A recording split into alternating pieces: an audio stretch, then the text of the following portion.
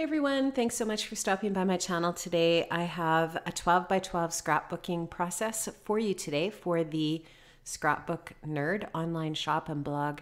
And I'm going to be starting off here today with this photograph that I've printed off in black and white in 4 by 3.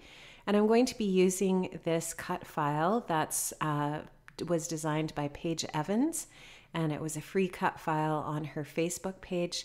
I'm going to be using these Pebbles Patio party papers to back my cut file, and our theme over at Scrapbook Nerd this week is florals, and so I'm going to be using lots of different florals on my layout today. So I'm going to just show you here how I'm going to back this cut file with this patterned paper. 6 by 6 papers are perfect for this because the scale of the pattern is quite small, and of course quite often I'll have lots of little bits and pieces of these papers to use up from other projects. So it's the best way to back, for me anyways, the best way to back these files. So I won't show you this whole process. You can just see how I went about doing that, and then I'll show you that cut file when it's all finished. I'm going to take 3 different colors of Distress Oxide ink here. I'm going to start off here with this cracked pistachio, and I'm going to just use the packaging technique and my little paintbrush here to get some of that down. I just wanted to create a little bit of a hint of color behind my cut file and my photograph as a base. And you can see I'm just dabbing up some of the excess moisture there. I have used Basil Marshmallow cardstock, which is a thicker cardstock, as my base here for my white paper.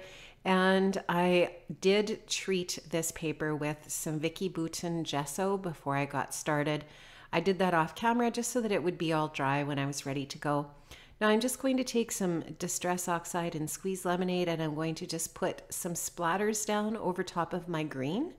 And then I'll do that same thing with the worn lipstick, and just to create a little hint of the yellows and pinks along with my green, because those are 3 of the predominant colors in the pattern paper that I'm going to be using. So I just wanted there to be a hint of that color. And I just love the Distress Oxide inks because I feel like the colors can be slightly muted, and I like that just for that hint of color. Now I'm going to take a couple of strips of paper from the 12 by 12 pad from the Patio Party collection. I'm just trying out a bunch of different papers here to see which ones I want to use from that paper pad. I love the 12 by 12 paper pad because it, first of all, it's a way more cost-efficient way to buy the papers. You still get all of the papers from the collection, and it's just, I just really like that. I think it's a great way to get the papers from a collection into your stash. So you can see that I've picked a couple there to go along the side. Now I just took from the 2 by 2 squared pattern paper, I just took one of the sentiments there that says "You make me happy," and I cut that out with a circle punch, and then I took a circle punch that was slightly larger and cut out a little border out of another pattern paper, just to create a little embellishment up there at the top in the top left corner. Now I'm going to take one of those dimensional acetate butterflies that's also from Patio Party, and I'm going to use that as an embellishment along with that circle piece there. And I'm going to create my title using the Patio Party thicker phrases, as well as some Paige Evans little foam alphas as well. All of these things are in the shop. I'm not sure if they are still available or not. You'll have to go check. Some of these things definitely were available when I created this layout. So you'll just have to pop over to Scrapbook Nerd and see what is still in stock in the shop. I will leave a link in the description box below so that you can pop over there easily and see.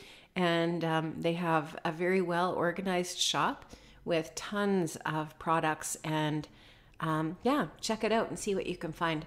Now you can see here that my camera was not recording when I finished up these other little pieces, but all I did was just take some of the embellishments from the collection and create 2 little clusters, one at the bottom there diagonally from the top, and I just finished up that cluster that I had already started on camera at the top there.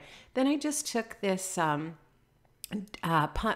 stamp, the roller stamp, and added a few little stamps, and then I did a zigzag gold stitch along those vertical pieces on the left. Now that stamp is from Crepe Paper Here and There, and that was in the shop at one point as well. You can check that out and see if you can find that. Now I'm just going to take a tiny little phrase sticker from Vicky Boutin. It says beautiful on it, and I'm going to add that to the bottom. And I'm going to finish my layout off with some Heidi Swap Gold Color Shine, which, by the way, guys, I recently heard a rumor on Facebook that this color shine has been discontinued. And the more I read, the more I realize it's not just a rumor, it's a real thing, that it's actually a fact. And that makes me sad, but I do have 3 bottles of it in my stash. And boy, I hope that by the time I have those used up, it comes back, because it is a really amazing color shine. I love it.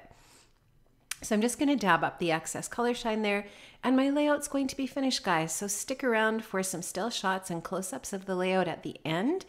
And thank you so much for stopping by, and make sure you hop over to scrapbooknerd.com. They have amazing service and tons of stuff in their shop, and they are Canadian. So if you're a Canadian looking for an online shop, it's amazing. Thanks so much, guys, and have an amazing day, and I'll see you again. Bye-bye.